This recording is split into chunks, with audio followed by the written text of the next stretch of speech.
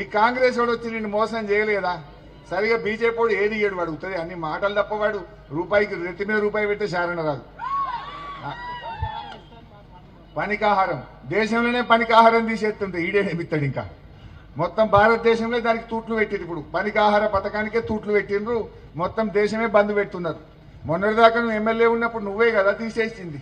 ఇవాళ కొత్తగా చెప్పేది ఏమున్నది? సరే, ఏది ఏమైనా మా బీడీలు చేసే అక్క చెల్లెలు అందరూ కూడా ఆలోచన చేయండి.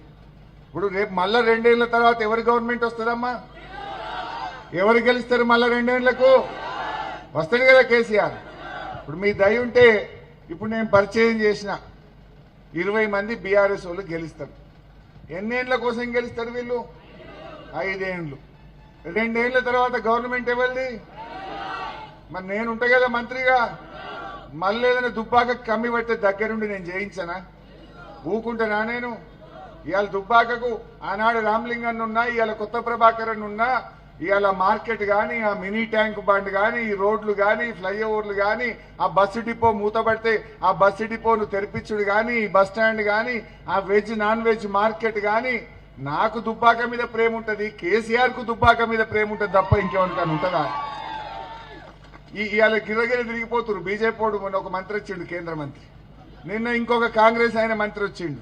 ఏమన్నా రూపాయి ఇచ్చిండ్రా వాళ్ళు? ఒక్క రూపాయి. అరే ఢిల్లీకి వస్తే ఏమైనా దేవాలి కదా దుబ్బాకకు? ఉతయే మాటలు, ఉతయే మాటలు. అరే గంత మంచి వెంకటేశ్వర స్వామి గుడి ఎవరు కట్టింది చెల్లె? ఎంత మంచిగున్నది.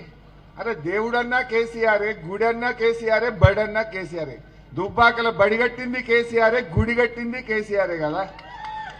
మినీ ట్యాంక్ బండ్ కట్టింది కేసీఆర్ కదా.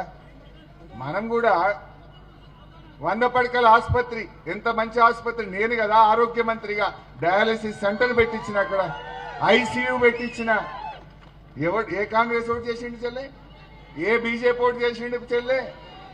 ఆ బీజేపీ వాళ్ళు చెప్పారు వెంకట గెలిస్తే ఇంటికి 2 ఎడ్లు, బండ్లు, దవాఖాన్లు చాలా చెప్పారు, రైలు. ఏమైనా వచ్చినా ఇక నేను అది మాట్లాడేదండి కాదు, గెలిచేది లేకపోయేది లేదు. మా అంటే గెలిస్తే ఒకటి, లేకపోతే అది కూడా ఉండదు. దాని గురించి మాట్లాడు కూడా దండుగా.